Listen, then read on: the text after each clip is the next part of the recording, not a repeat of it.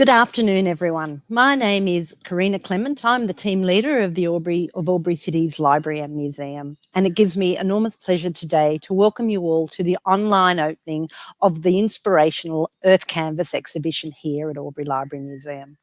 I'd firstly and most fittingly like to acknowledge the Wiradjuri people as the traditional custodians of the land that I am on today, and pay my respects to the elders both past, present and future.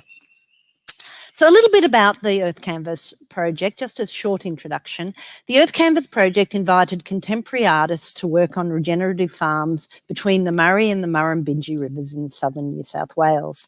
The project aims to link the artist's perspective of the land with the farmer's management of the land. What is revealed in the resultant exhibition Earth Canvas, to give it its full name, Earth Canvas Linking Artists with Regenerative Farmers, is the mutual creativity of approach of both farmer and artists and a deep empathy with the landscape. Earth Canvas is a really important exhibition for our museum and our team to have partnered in, and partnership is definitely the word. The concept and the project really developed by the regional collaborative Earth Canvas Art in Ag. The exhibition was curated by Albury Library Museum and supported by the National Museum of Australia and with assistance from the Australian Government's Visions of Australia program. So truly a partnership project. Throughout the opening today, you will have the opportunity to hear from representatives of the Earth Canvas Collaborative, a participating artist and farmer, the exhibition curator, and a special keynote address. We'll also have the opportunity towards the end for questions, so please post your questions throughout on the chat function. Firstly, though, as you're not able to be here in person today, we have a 3-minute film that gives a flavour of the exhibition.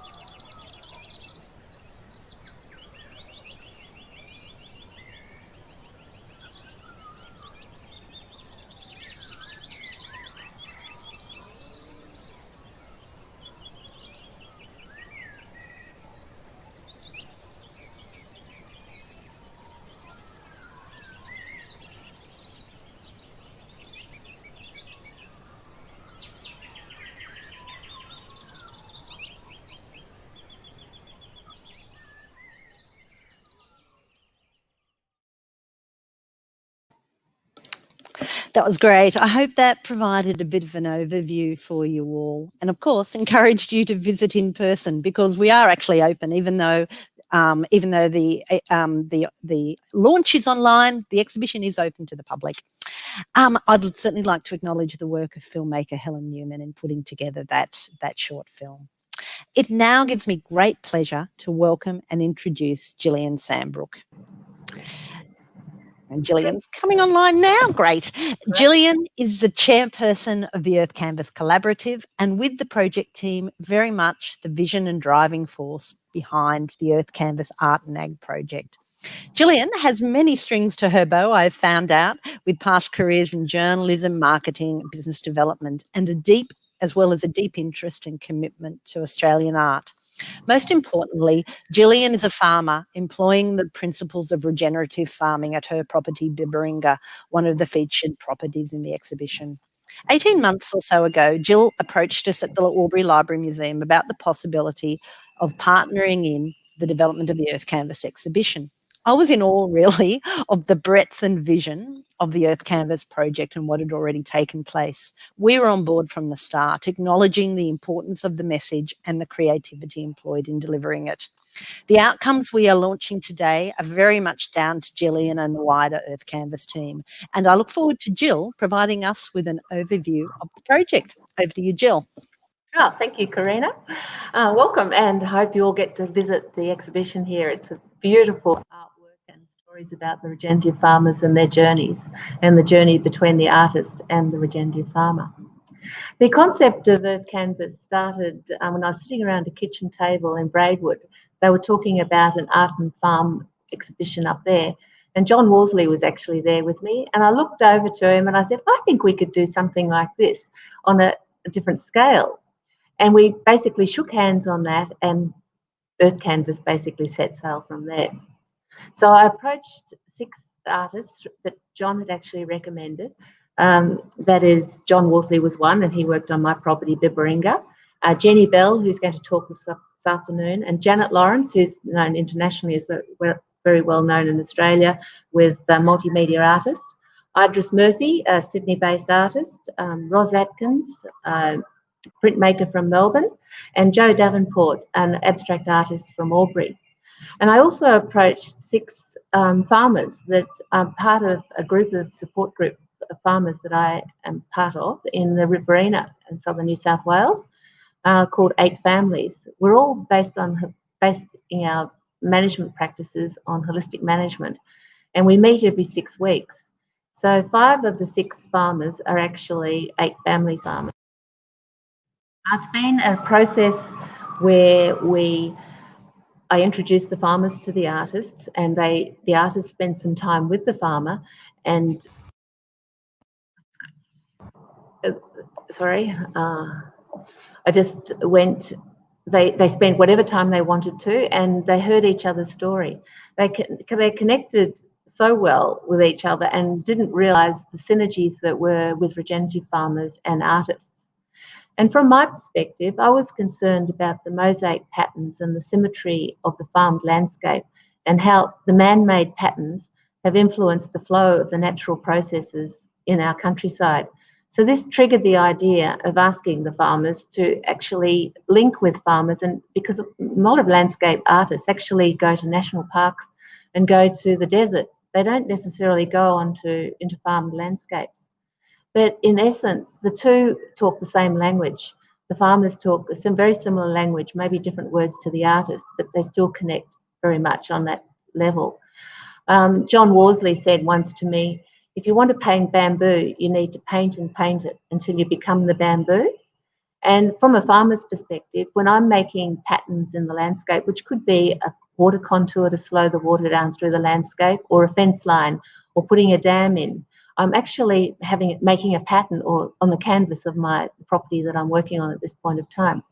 So, you know, we did have very strong similarities, and we had some Indigenous local Wiradjuri people come to some of the open days during the year and a half since we started, and the First Nation people talk the same language as what we did.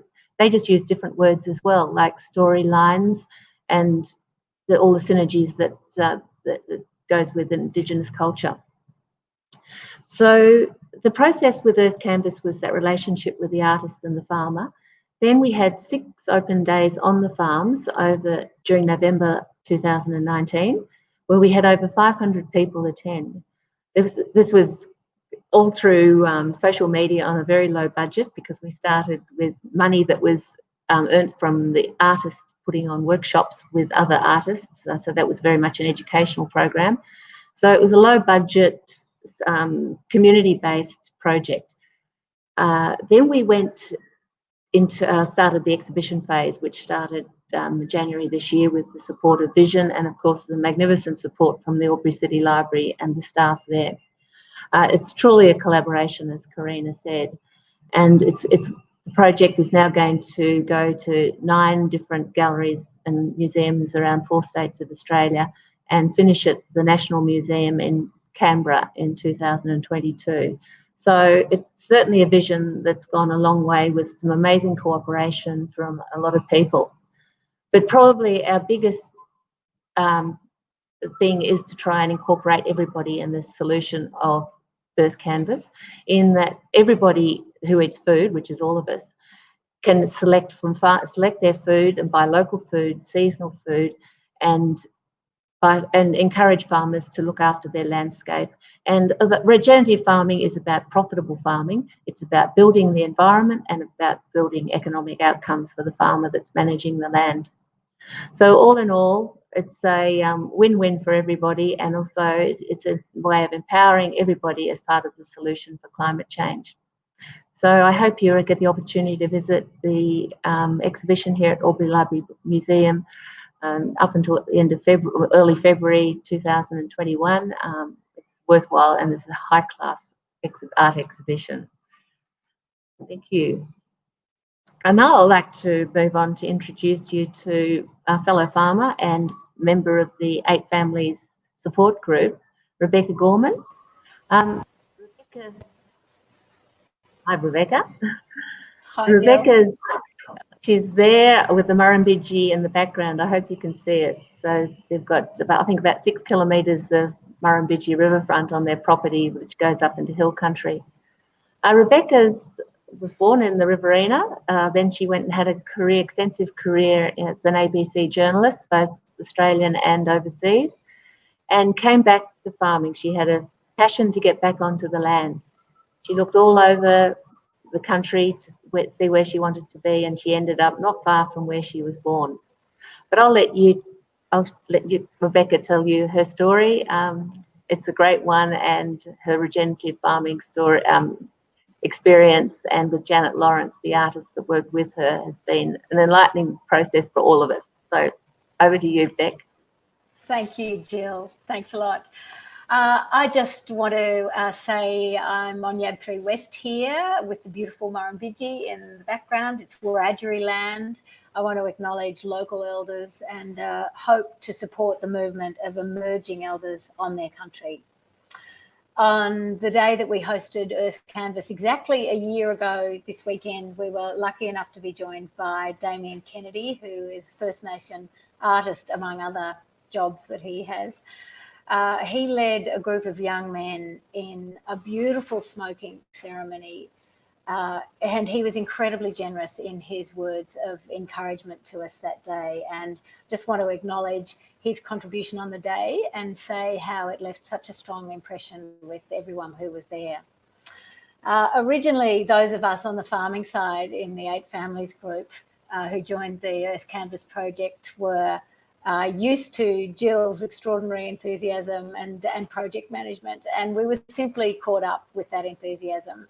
But I don't think any of us realised how it would turn out to just create this amazing life that it has. It seemed like a fun idea, and we just got on board.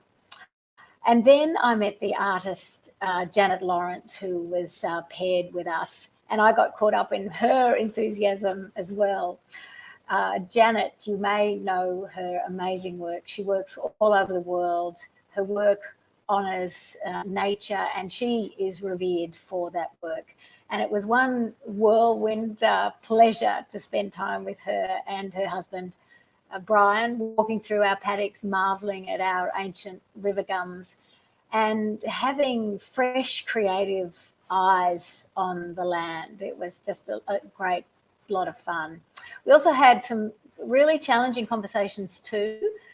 She's strong, feisty, joyful, but she's passionate about opening people's minds to how we've treated nature. And I think it's one of the lessons for all of us out of this project, that we need to be a lot more creative about how we're managing the land. Certainly, as regenerative farmers, we're trying to do that, and we need all the help we can get. Then we had the actual day, which was fantastic on so many levels. We had around 80 people joining us from a whole range of different lives, artists, farmers, teachers, just people who'd seen it on Facebook and said, why don't we go? They camped on the river. They just enjoyed the beauty of the place. We suddenly had this little community that popped up. I also had a great team of friends who rolled up and did all the cooking and helped out, setting up, cleaning, all of those sorts of things. And in the middle of it, fixing the power that went off in the middle. And a bunch of, a group of ecologists, other holistic farming people, soil health specialists. And we just had this beautiful day of discussion, sharing stories, and a good bit of tree hugging on the river, which was, and writing messages to trees on river stones. It was really amazing. And really incredibly now it's become an exhibition, and I haven't seen it yet. I'm really thrilled to be, I was excited about coming down, and we plan to come, my little support team, we're planning to do a little road trip. So I encourage other people to do the same. And I think what I have learnt from it, though, is a reminder for all of us to get out of our silos. We tend to work and live in our specialisations. But I think if we're to make the shifts necessary to claw back the biodiversity that we've lost, the communities that we've lost, to create some climate calm, then what a great trigger Earth Canvas is. We need to be as creative and wild, really, and enthusiastic as possible to think outside our silos and our ways of being. So Earth Canvas, I think, is a great example of that. And I can say I know on behalf of all the farmers involved that it was such an enriching process and experience, and we congratulate everybody who was involved in getting Earth Canvas up and running and now getting this exhibition going. Gill, we especially congratulate you for your vision and leadership. It's been such a great privilege to be involved, and I hope that it's a great creative trigger for everybody who comes to the exhibition. Thanks a lot. Thank you, Beck. It is about creativity, and I think that we as a human race tend to forget that we have all got creativity in us. It's just a matter of tapping into it, and particularly people working with nature, which is all a beautiful creation in itself. So I'd like to now introduce you to Jenny Bell. Jenny's artwork is actually Karina when she was speaking at the introduction, just to give you an idea of the sort of artwork that Jenny works with. Jenny was working at Mount Narranarra, which is with Michael and Anna Coughlin. It's a property at Holbrook. They've got a big herd of cattle, about 82,000 cows and calves in one mob of cattle. It's a beautiful property on the backdrop of with Margama National Park in the background. But Jenny comes from around Goulburn, and her artwork, she's a farmer, a regenerative farmer, as well as an artist. But she didn't set out to be an artist. She wasn't one of those artists that painted when they were a child and that her destination was always going to be art. She came to it as a young adult. And most of her painting has been done on her farm. So originally, it was interesting when she was asked to come on to Earth Canvas, she was rather nervous. And I'll let Jenny just tell you her story. But she works in multimedia, and she did train in the Sydney, did a Bachelor of Arts at the National Art School in Sydney. as also a practicing regenerative farmer. So over to you, Jenny. Thank you. Thanks, Gill. I think I've been chosen to represent artists because I was at all the field days. I was there for Rebecca's day and the smoking ceremony. I saw the kites fly, and every one of those days had a special quality about them. And so I'm here to represent the artists, I think, because I was there at all of those occasions. I think I'd firstly like to say we often think of art as decoration. You know, it's the icing on the cake of life. But actually they're inside the cake. And I think I speak for all the artists involved in saying that we were thrilled and heartened that our activity, our visual thinking and insights were recognised as having potentially important contributions to make when we were matched with innovative and practical farmers, just to see what would happen. I've spent most of my life on farms, and as Gill said, I've kept those two worlds fairly separate, and I slightly hesitated about joining them. But it has been, this project, for me, a revelation to realise that at their core, as has been said just before, they aren't really so different after all. Our mainstream farms reflect industrial society. We've artificially pushed production almost beyond nature's limits. But the farmers we work with teach us how to work within nature's limits, enhancing not only production, but the flourishing ecosystem that supports it. And in the process, they've introduced us to the wonder, the intuition, and dare I say, the spiritual dimension in the most practical activity, farming. We weren't just asked to paint the landscape, we were invited into the homes and working lives of the farmers and shown an intimate glimpse of people in the process of reinventing a farmer's relationship to their land. They observe, plan, build fences and move their animals, responding to nature's signals. Nature, in response, begins to make her own arrangements, as Rebecca said. As artists, we do something similar, observing, planning, building. And then the moments come when the process takes over and we tune into an inner voice.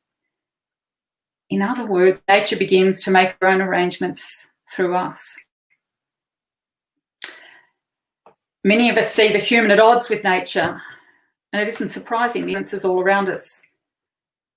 But these farmers show us that it doesn't have to be the case. And while each farm is a small ecosystem within a bigger one, its solutions are particular to place and circumstances.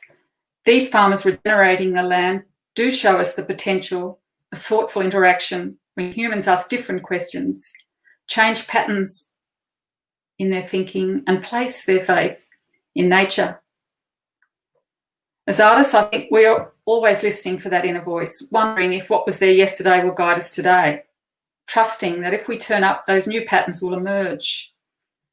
So accepting uncertainty and change is second nature to us. We can really identify with the transformative process these farmers are experiencing. I can't speak for each artist in the project, but I bet as I finish by thanking the farmers for taking us on, they'll identify in some way with my experience of working at Mount Narra with Michael and Anna. It opened me to a part of myself I'd never had previously access to. And you know, as an artist, you can't ask for more than that. So I thank the farmers, I thank all of the organisers, I thank the Aubrey Museum, and I thank Gill Sanbrook. You know, her vision is the energy behind this. And I thank the artists for allowing me to represent them. And I hope, you know, I in some way represented the way you all feel. That's my sense. And thank you all. Oh, thank you. Thank you, Jenny. Thank you, Rebecca and Gill. Fantastic to hear your insights and your really heartfelt insights and perspectives. We have another insight now, or another perspective. I'd like to introduce Kate Eastick. Kate is a member of our team here at the Library Museum. She's exhibition curator at Albury Library Museum and quite specifically the curator of the Earth Canvas exhibition. I know that Kate has been totally thrilled to work on this project and to look forward to your words. Over to you, Kate. Thank you, Karina. I also would like to acknowledge the Wiradjuri people as traditional custodians of the land and pay my respects to their elders, past, present and future. My first step in the development of this exhibition was attending the open day at Mount Nara. It was a beautiful, clear day, and actually I was so struck by the beauty that I stopped at the gate to take photos. I had just moved from Melbourne to begin my new role at the Library Museum. Walking through the paddocks to view Jenny's work and sitting shaded by trees, hearing about the environmentally conscious work that was being undertaken felt like an exciting new world. My knowledge of agricultural practice was pretty much non-existent, but I remember walking away feeling uplifted and optimistic by the discussions that had occurred, not typically feelings I associated with farming. The next stage was to meet with the farmers of the participating properties to discuss their experiences and regenerative practice. I was so excited at the prospect of visiting all the farms, but the emergence of the global pandemic meant that these discussions needed to go virtual. I actually spoke with Joy Yamikuna over the phone while she was in the paddocks, highlighting the vital importance of what farmers do. Whilst our cities and towns were in lockdown and millions of people were either unable to work or transitioning to working from home, work didn't stop on farms. In a period of such upheaval, the need for fresh produce to feed people remains unchanged. I would personally like to take this opportunity to thank our farmers for taking the time to speak with me and for their generosity and openness in sharing their experiences and knowledge with me. When writing interpretive text, there is a need for brevity and focus, which sadly means many of the wonderful stories and anecdotes you find in the research stage do not make it into the catalogue or onto the walls. There are too many to mention here, but some of the standouts included a story of an inventive young boy who was determined to rescue a sheep that had gotten caught in willow branches in a river. Another memorable story, also including innovation, was about the use of animal guts being used for compost, mixing them with wood chips and composting liquid. Keeping it sealed in plastic had managed to keep the dogs out, but a large goanna had gone in to investigate and caused quite a fright when it scurried out unexpectedly. Next, I spoke with the artists involved in the project. Both personally and professionally, this was an extraordinary opportunity to gain insight into the processes behind the production of the works featured in this exhibition.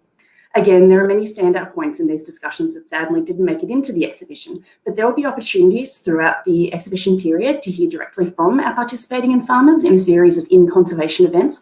I absolutely encourage you to attend these if you can. While there is a diversity of art forms practiced by our featured artists, what struck me in this fascinating conversation was the deep engagement and immersion with their subject matter that all the artists shared. Connection on both a practical and emotional level is one that kept emerging throughout the development of this exhibition. The connection between the farmers and their land was immediately palpable.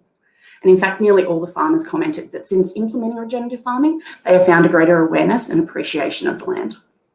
Another connection that was frequently commented on was the friendships that formed between the farmers and the artists working at their property. I was told of a deep kinship that developed as both parties explored their relationship to the regenerating landscape.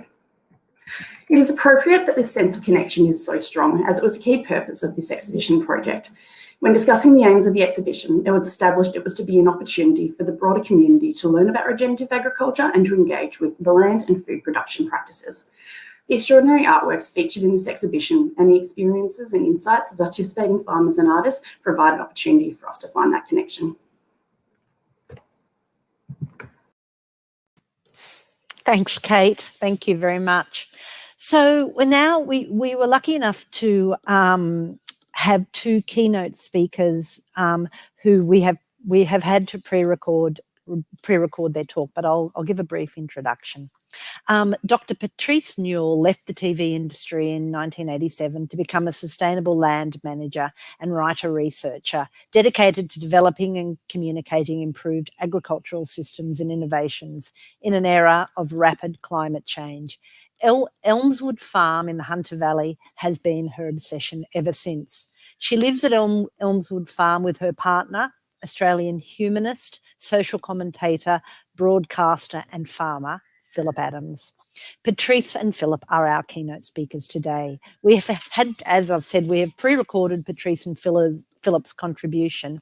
However, the reality of Australia's regional and rural internet connection means that the visual quality of the recording is not great. just as a warning. The audio and therefore the message, though, comes through loud and clear. I'll pass now to Patrice and Phillip. Hi, I'm Patrice Newell speaking to you in this climate emergency from our farm Elmswood at Gundy with Phillip Adams here. I'm married to her, she neglected to mention. Husband. Agriculture in Australia only produces around $61 billion worth of produce, yet it is our third biggest sector emitting greenhouse gases. That's after electricity and transport. Beef production is the main game. There's 25 million head of cattle walking around Australia, the same number as about people, and most of the animals are exported. Now, right now, we are in a revolutionary point in our agricultural history as we come to terms with the fact that we are living right now in this climate emergency, and we have to do agriculture differently so that we can reduce our greenhouse gas emissions and grow as many plants as we can to sequester carbon. Never before has photosynthesis been so important. On the one hand, the scale of the problem is almost impossible to comprehend, and it's hard to feel that an individual can make a difference, while at the same time in agriculture actually make a living. That's why Earth Canvas is such a brilliant idea, where land managers get some inspiration from artists, help us as agricultural managers see things differently, be inspired, and find great enthusiasm. And of course, always connections are really important for all of us, not just artists, but farmers as well. This funny old house of ours is not only our home, it's home to my collections of collections. Collect everything. Tens of thousands of books, every book I've ever read since William and Biggles, a vast collection of movies, and antiquities. You can probably glimpse between us over the shoulder some Roman Egyptian tombs. There's lots of Egyptian stuff here, ancient Greek, Aztec, Inca, heavens above. It'd be hard to find something that isn't here. But we also collect paintings, many of which are, of course, landscapes. And it's a banal observation, but that humans see landscape through the prisms of their painters. They see England through the paintings of Constable. They see much of France through Van Gogh and Cézanne. Australia, well, the list is very, very long, but one thinks of, well, for instance, Nolan, we think of John Wolseley is another we think of, and Janet Laurence. So many people who help us see the world around us. I had an adventure like that. I was in a Melbourne tram 50 years ago, going down the street, and out of the window, I happened to glimpse in a junk shop window something that looked a bit familiar. So I jump off the tram, run down the hill, charge into the shop, and there I found this, a landscape of Italy, view of Orvieto, by an obscure artist called Turner. I bought this Turner for a tenner. And if you think that's lucky, how much luckier it is if you can actually paint images, paint landscapes yourself. I can't paint a front door, let alone a painting. So I rely on the wonderful artists involved in this project, which I find so commendable. I rely on you to do the paintings so we can see our country more clearly and more vividly. So get stuck into the painting, and congratulations on this wonderful exhibition.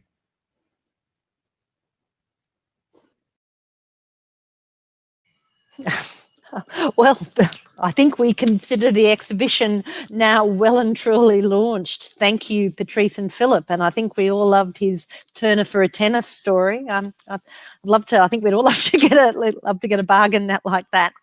So look, we're now able to bring back all the speakers, obviously, except for Patrice and Phillip, for a Q&A opportunity. So please send any questions you have into the chat on your whatever channel you're working on. Whilst we get the questions together, I just want to give you a little bit more information about the exhibition. As Gillian has said, it's on display here at the Library Museum until the 7th of February, then anticipated to tour to a number of galleries and museums across New South Wales, ACT, Vic and South Australia. We have a wide range of programs attached to the exhibition, and I think Kate and Gillian have alluded to that, some online, some on site at the Library Museum, and some fantastic farm-based programs, so really opportunity to go to some of the farms and view the regenerative agriculture in practice. Please check out this diversity of programs online, either through the Albury City Earth Canvas webpage or the Earth Canvas organisation webpage. And just before we get into some questions, we've got a couple of comments from the audience, from our online audience out there. Comment from Susie about the parallels between creativity and farming. And she's looking forward to see the exhibition in real life. Let's see if I just get down. Comment from Peter: what an excellent way to build awareness of the link between art, farming, life, creativity. Also promoting healthy farming practices for the land and sustainability. Yeah, I think there are some really core and key messages in as part of the project, and it's the messages are using art to pass those messages on is a really creative way to do it.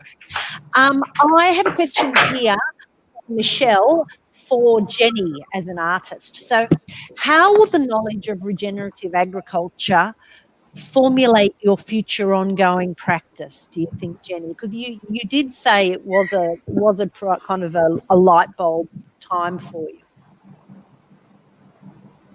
Yeah, okay, well, thank you. It was a light bulb, but one of the tricks of being an artist is the light bulb goes off, but the light doesn't go on yet. You got to earn that. You got to work pretty hard for the light for the light to spread and show you. So I think, Michelle, was it? I think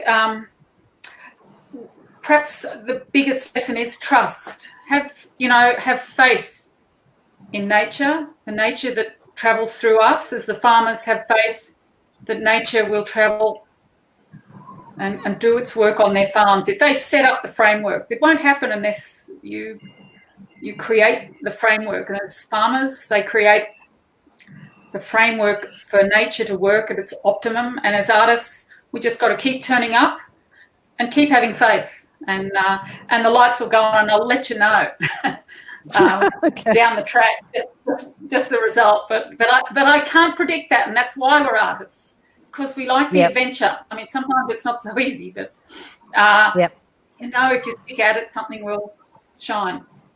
Yeah, great. Yeah, thanks. I have a question now from Genevieve for Rebecca. Hi, Rebecca, says Jen.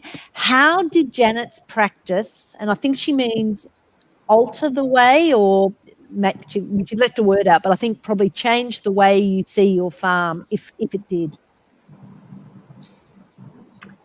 I think the thing about hanging out with Janet in the paddock was just that every tree she looked at, she could see beauty in it. Not just, oh, that's a lovely tree, but, oh, my God, look at that. How beautiful is that tree? And it just reminded you, like Australians, we can be quite sort of laconic and laid back and, oh, yeah, and we're not always overly expressive about how we feel about things. And spending time with Janet gives you the license, the opportunity, the freedom to say, actually, you're right. That is incredible. And we were down on the river with these beautiful river gums that were upwards of 400 years old and more. And I think for most Australians who aren't Indigenous Australians, that is a bit mind-blowing. We can't quite understand what that really means about your land. So it is spending time with someone like Janet just gets you get smacked in the face a little bit by what beauty surrounds you, what history, and and it reminds you. I think one of the other questions in there is about letting go and letting nature do its work. And one of the things that gets said often in the regenerative sphere is to sort of get off the neck of nature, stop interfering all the time. And I think, Jenny, you've referred to that, allowing it to get into you and then see what comes out. But it's not easy, and it's not neat, and it's messy, and it's complex. Yep. So it's challenging on so many levels. But Janet is a consummate. She's been looking at it for so long that she was, I think, happy to let the process of confusion and complexity actually occur, and it was just beautiful to be with her.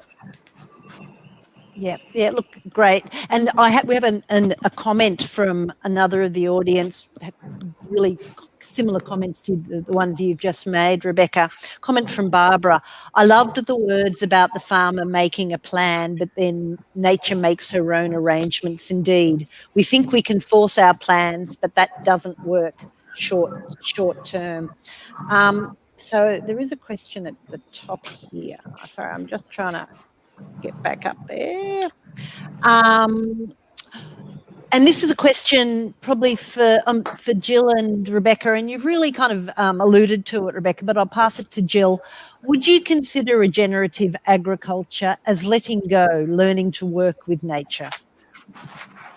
Absolutely. I mean, white man, since he came to Australia, seems to want to control the land, and that's what they did right from the beginning. They cleared land and they farmed land, and sure, we've got to feed people and livestock, etc. But a lot of trees are being cut down without acknowledgement that the importance of the trees and how that affects all the other ecosystem components that make up the one ecosystem that is the functioning.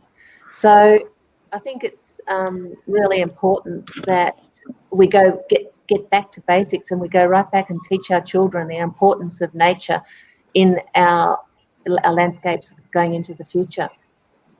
Yep. Another question, Gill, for you from Greg. How seriously are these conversations and perspectives being taken by mainstream agriculture? And other people can answer, but I'll pass it to you first, Gill. Are they seen as a threat rather than an opportunity, or indeed even an imperative? Well, it's a free world we live in, so everyone can make their choices. Ultimately, farmers are business people, so they have choices as the way they want to manage their farms. So there is that division happening where the people say the is's and the us's, or the us's and the is's. But I don't see it like that at all. I mean, there's a choice you make in the way you run your business. But I think now it's becoming a little bit more apparent with the concern that we have about the condition of the planet with climate change. So we have to address some of the decisions that have been made by a lot of farmers that are becoming more corporate decisions. There's a huge marketing wheel turning there that are influencing the education of agriculturalists and the use of inputs into farming that is in many ways taking it away from the decision-making processes of considering environment as an important part of that decision-making. So there's definitely room for regenerative agriculture. It's not for everybody, but in this lifetime, I may not see regenerative agriculture be the major form of agriculture on our planet. But it's growing. The wheels have turned.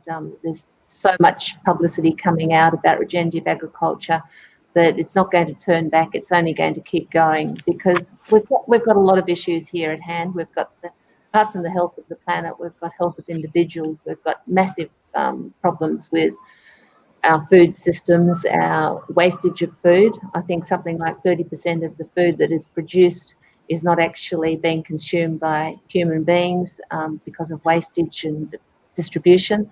We've still got starving people. So it's not a matter of producing more food. It's a matter of, there's a lot of other things to consider to make that the production line of the food chain function properly. But I'd like to hear a comment from Rebecca and Jenny on this too. Yeah, me too. Rebecca?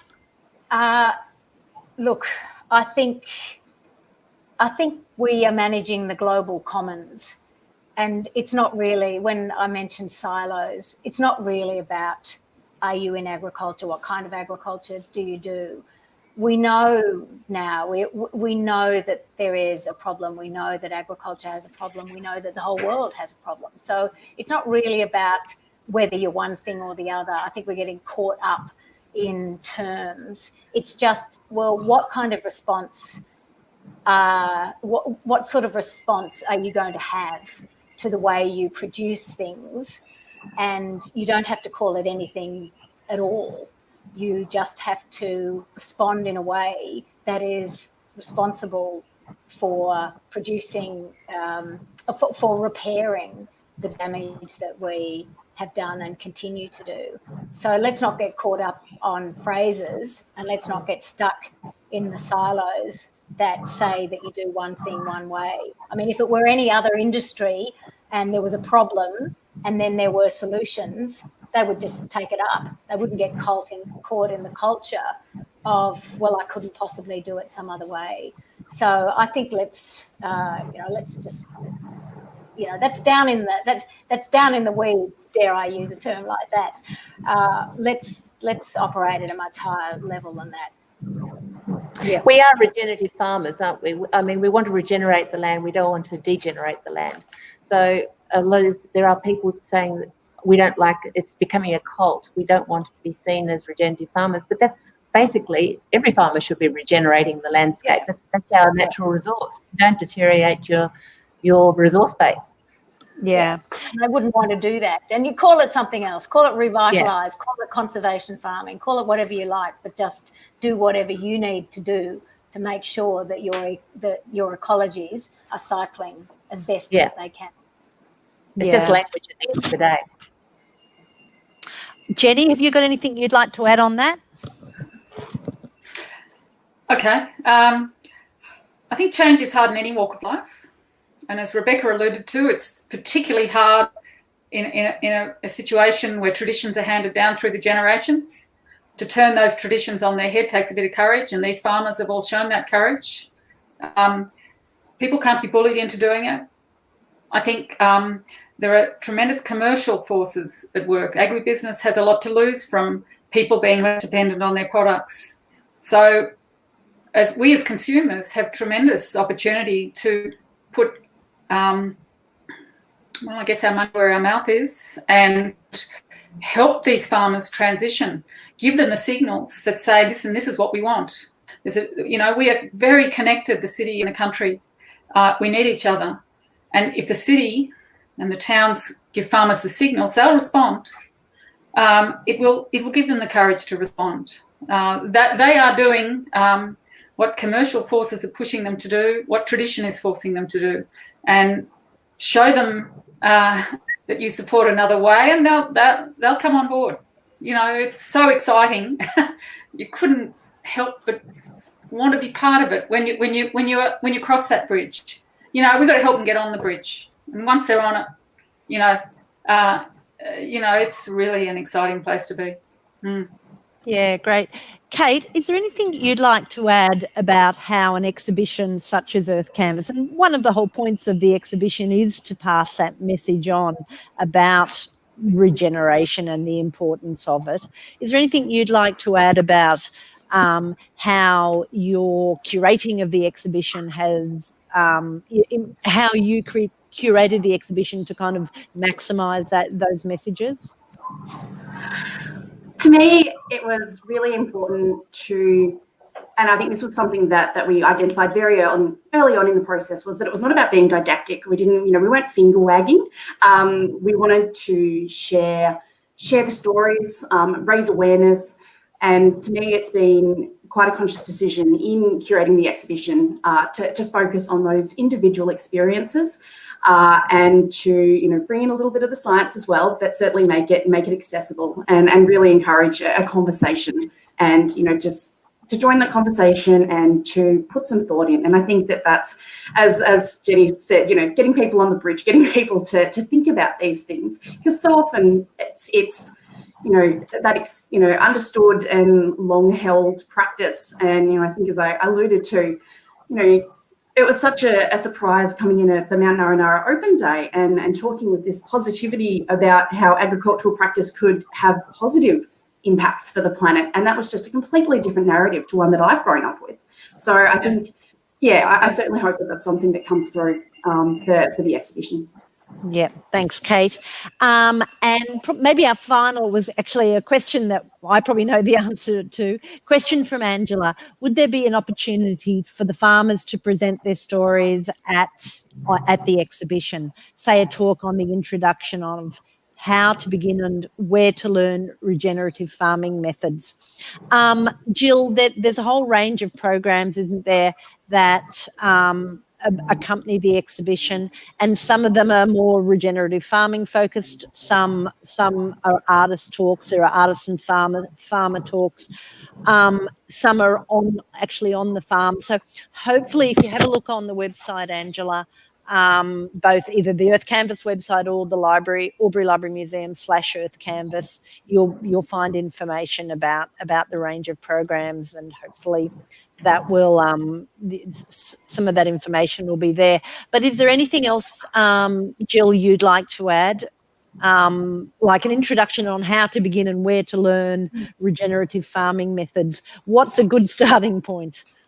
Well, there's some fabulous books out. The Call of the Reed Warbler by Charles Massey. There's YouTube's galore, books all around that are easy. Just Google regenerative agriculture. There's also Patrice's latest book, Gill. Oh, yeah. Who's Minding the Farm? Yeah, that's a fabulous book there. Yeah. Who's Minding the Farm by Patrice Newell. That's for somebody that knows nothing about farming. That's a great introduction. She said everything in the world, everything on the farm can go, but the most important thing on the place she'll never part with is the bees. I'm not sure about Phillip. I'm sure he can stay as well. But so the bees are, she sees that as a very important function. And you know what's happening with the bee world in America at the moment. So we've really got to look after our environmental indicators. Also the resources in the catalogue on the websites. Yeah. Great. So, there is a lot of information already out there. And look, the Earth Canvas website is also a mine of information too. Is there any final words anyone would like to say before we finish off? Rebecca, is there anything else you'd like to say that you haven't, anything urgently that you'd like to pass on? Look, I think it probably comes back to this issue that we were referring to before. This and what I've learned from Earth Canvas, this is our land that we all share.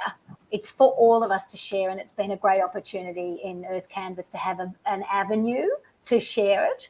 And I think that goes also to the conversation about regenerative ag. It's not, terminologies. It's about sharing and rebuilding this incredible nature that we are lucky enough to live in as farmers, and to be able to somehow share that better with everybody else around, especially a little shout out to all the Victorians and all the Melburnians who haven't had as much of a nature fix as they really need. They need to get out into some countryside and get their toes in some soil to recover. Agreed. Kate, any last words from you?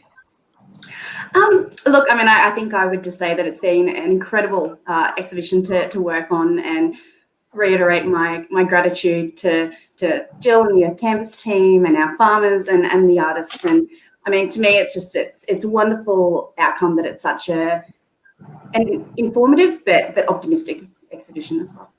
Yeah, great. Jenny, anything from you? I'd like to thank John Wolseley for gathering the artists, for setting such an example over so many years. I think, I'd just like to say thank you, John. Great. And Gill, any last words? Oh, well, apart from thanking the whole team of artists and farmers and the the wonderful work that the Albury Library Museum's done. I'd just like to add that really nature, all it wants to do is heal. And also being creative, for people just to tap in, give themselves the time to be creative. And I think if we can all start to understand our inner self and connect with nature, we can only ever get the compassion and see the beauty in the world, and then it'll all start to happen. So I'd like to finish on that note, because that's where I get my true inner feelings of connectivity and beauty and joy in the world, is when I'm on my property, just being. So yeah. Thank you. That was lovely.